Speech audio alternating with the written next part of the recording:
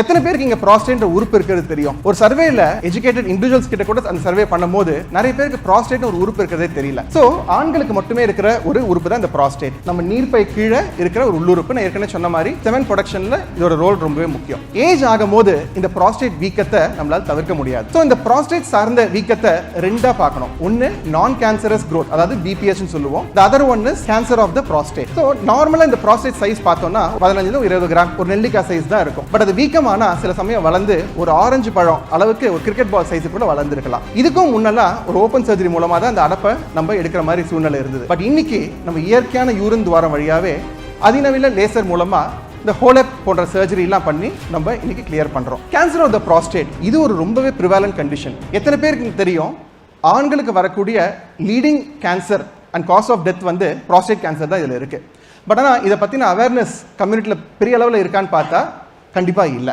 இந்த ப்ராஸ்டேட் கேன்சருக்கு ஒரு ஏர்லி ஸ்டேஜில் கண்டுபிடிச்சோம்னா கம்ப்ளீட் கியூர் இருக்கு. இந்த கேன்சர்லேருந்து நம்மளால கம்ப்ளீட்டாக விடுபட முடியும். இதுக்கான சர்ஜரிக்கு தான் ரோபோட்டிக் சர்ஜரி ஒரு முக்கியமான ரோல்.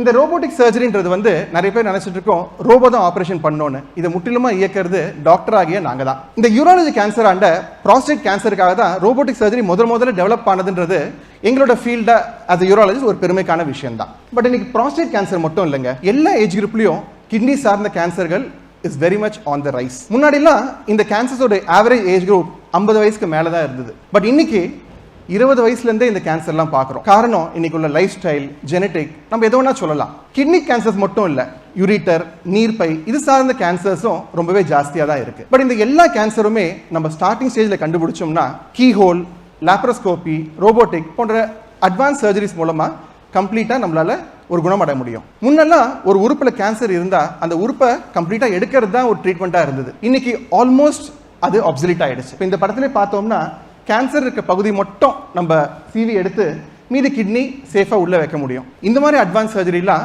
ரோபோட்டிக் சர்ஜரியில் ரொம்ப எளிதாக பண்ண முடியும். அடுத்தது ஆண்களுக்கு வரக்கூடிய பிரச்சனை.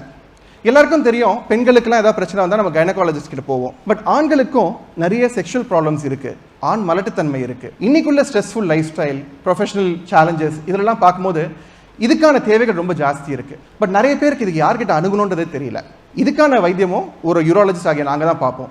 குறிப்பா இந்த உட்பிரிவுக்கு பேரு ஆண்ட்ராலஜி அப்படின்னு சொல்றோம். ஸோ இவங்களுக்கு நம்ம நிறைய டைம் ஸ்பெண்ட் பண்ணணும். ஏன்னா பாதி விஷயங்கள் ஸ்ட்ரெஸ் அண்ட் சைக்கலாஜிக்கல் இஷ்யூஸ் தான். ஆங்ஸைட்டி இன்னைக்கு நிறையவே இருக்கு. ஸோ அவங்களுக்கு உண்டான டைம் ஸ்பெண்ட் பண்ணி மெடிசன்ஸ் பிளஸ் இன்னைக்கு அதுக்கு உண்டான அட்வான்ஸ் தெரப்பிஸ்லாமும் இருக்கு. ஷாக்வேவ் தெரப்பின்லாம் இருக்கு.